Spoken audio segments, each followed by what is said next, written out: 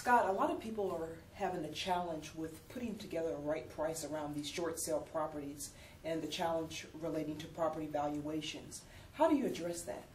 Well, first of all, and Christal, that's really a great question, because I think that what's happened in a lot of cases when we start to tackle short sales, agents in particular, the process has been cumbersome, the process has been challenging, the overall short sale process, that we're taking parts of it and getting away from Real Estate 101.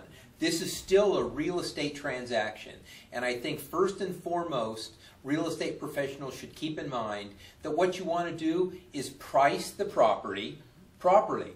Take account for the market conditions, look at the property, so you want to account for conditions at the property, and then price it based upon what you see. Use your expertise. You're the market expert. You're the one that is seeing all the data, and you bring your expertise, your professionalism to the transaction and price it properly.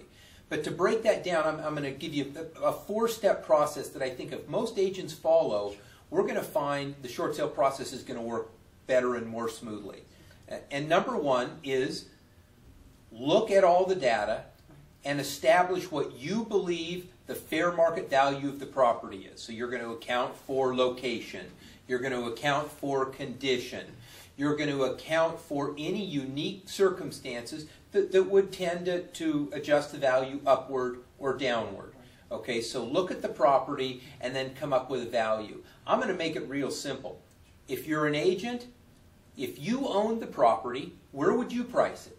If it was your money in this property and you were going to get the benefit of the net sales price, where would you price the property? We shouldn't make it more complicated than that. Step two, however, we got to take a little step back because we have to remember who owns the property. Real estate agents should make a habit of showing their homeowner clients the wisdom of a well thought out pricing strategy.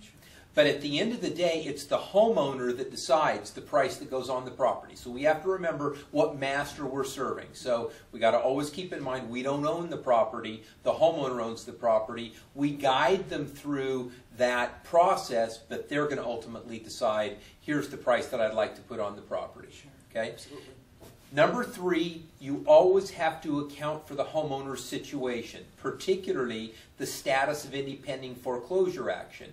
If we've got a foreclosure date coming up in 2 weeks or 3 weeks or 4 weeks, we probably have to work on a little bit of an accelerated pricing plan, something where the price is going to attract a buyer quickly.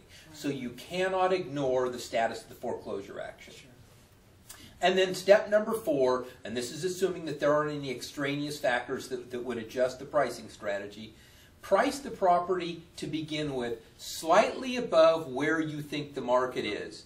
And then educate the homeowner on how we're going to work together. You're going to work together with the homeowner to ratchet down the price slowly until you come to that number where you're getting enough activity where you're going to get an offer. Now, why do that? Why go through that process? Because if you do end up with a valuation challenge a little bit later and the servicer says, hey, we should have sold it for more, you can say, gosh, you know, I tried that number. In fact, here's the MLS printout.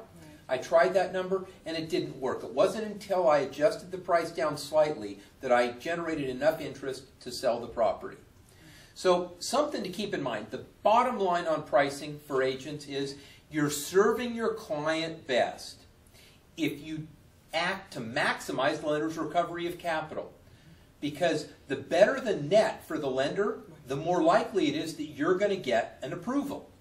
So to get the best results overall, think about what the lender wants, which is the highest net value possible, and develop a pricing strategy that's going to get the highest net that that property will generate. Because we want to respect the process, we want to respect the market. Other people are going to be following where this pricing is. And if your pricing strategy has you bouncing around with some exotic strategy to try and generate some kind of flurry of interest or whatnot, it's usually not the best way to go. Look at the data, look at the property, and be a pro and price the property where you think fair market value is. That's very helpful, and I'm sure a lot of people in the industry had some of those same concerns, which your feedback and insight helped in addressing. Thanks, because we want to work together constructively with agents to improve the overall process, which is the whole purpose of our certified short sale product.